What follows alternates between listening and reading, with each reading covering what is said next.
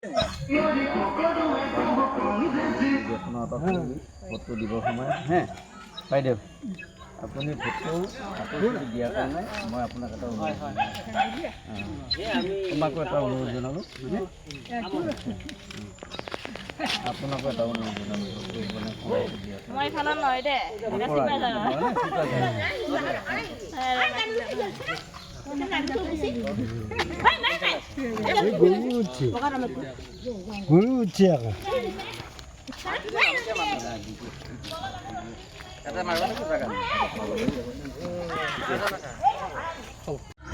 আজি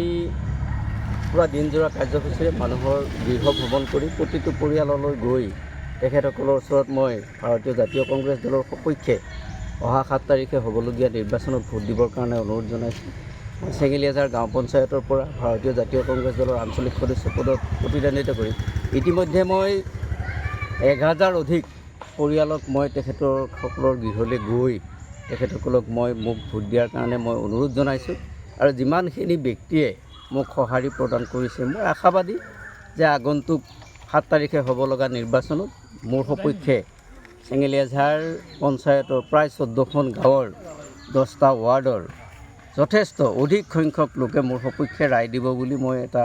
বিশ্বাস কৰিছোঁ। সেয়ে মই আগন্তুক 11 তাৰিখে হ'বলগীয়া নিৰ্বাচনত এটি সুন্দৰ ফলাফল মই লাভ কৰিবলৈ সক্ষম হ'ম বুলি মই যি প্ৰচাৰ কাৰ্য সম্পাদন কৰি যাই থকাৰ সময়ত যিসকল ব্যক্তিৰ সান্নিধ্যলৈ আহিছোঁ জ্যেষ্ঠ কনিষ্ঠ সকলোখিনি ব্যক্তিৰ যি অগাধ মৰম চেনেহ দিহা পৰামৰ্শ সততা এই গোটেইখিনি দেখি মই ভাবিছোঁ যে অহা 7 তাৰিখে হ'ব লগা নিৰ্বাচনৰ পিছত 11 তাৰিখৰ ফলাফলে মোৰ মুখত হাঁহি